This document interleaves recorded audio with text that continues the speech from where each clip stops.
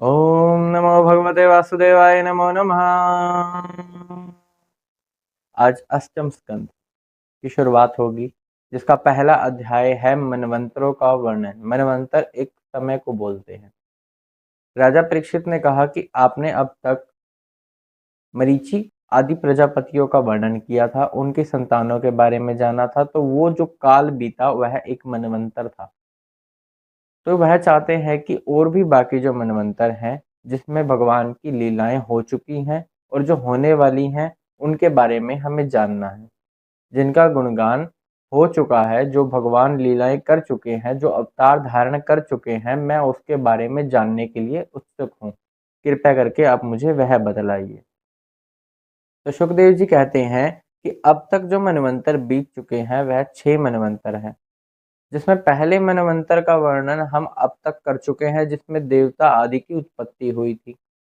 आकुति और देवहूति, इनके गर्भ से यज्ञ पुरुष और भगवान कपिल देव का जन्म हुआ था।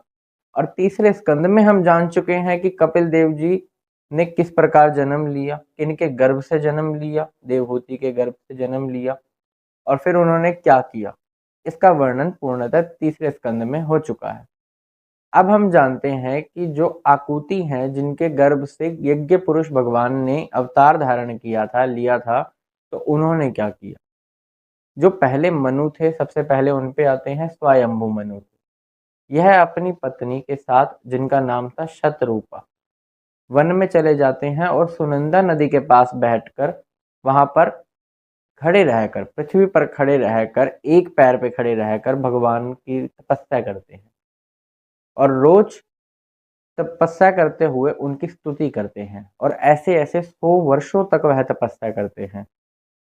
तो उस तपस्या करते हुए, वह स्तुति करते हुए वह क्या कहते हैं वह सुनिए। वह भगवान को कहते हैं कि आपका न आदि है न अंत है। आप इस काल से पहले भी थे, इस काल के बाद भी रहेंगे और इस काल के मध्य भी रहेंगे। जैसे आसमान में बादल आते हैं, बिजली कड़कना, बारिश होना, लेकिन आसमान को इससे कोई फर्क नहीं पड़ता। उसी प्रकार आपको भी इन लोभ, मोह, माया, मद, मत्सर से कोई फर्क नहीं पड़ता। आपके लिए ना कोई पराया है और ना कोई अपना है। ना आपको किसी प्रकार की कोई इच्छा है। आप समभाव रहने वाले हैं। प्रभु, जो ये संपत्ति है, जो इस पृथ्वी पर खूब सारी संपत्ति है, इतनी है कि उसकी कोई सीमा नहीं है। यह संपत्ति किसकी है? हमने तो नहीं लेनी, हम तो साथ नहीं लेके जाने वाले, यह पृथ्वी पर ही रहेगी, तो हमारा इस पर क्या अधिकार। इसलिए भागवत जी में बोला हुआ है कि अधिकता से अधिक धन रखना दोष है। धन को संचय ज्यादा नहीं रखना चाहिए, उतना ही जिससे कि हमारा जीवन निर्वाह हो सके। तो इस प्रकार कहते हुए वह कहते हैं कि हमें किसी चीज में ज्यादा आसक्ति नहीं करनी चाहिए, और ऐसी चीज तो बिल्कुल नहीं करनी चाहिए जिससे कि हम भगवान से दूर हों। क्योंकि उनसे दूर होने का मतलब तो यही है कि जन्म मरण के फेर के चक्रों में फिर भटकते रहो। इस आत्मा की कभी मुक्ति नहीं हो पाएगी। ऐसे ही फिर जन्मों में घूमना पड़ेगा, और भटकते हुए अंत समय वही है जहां पर हम आज भी जा सकते हैं, और जहां पर हमें काफी जन्मों के बाद भी जाना है, जाना वही है।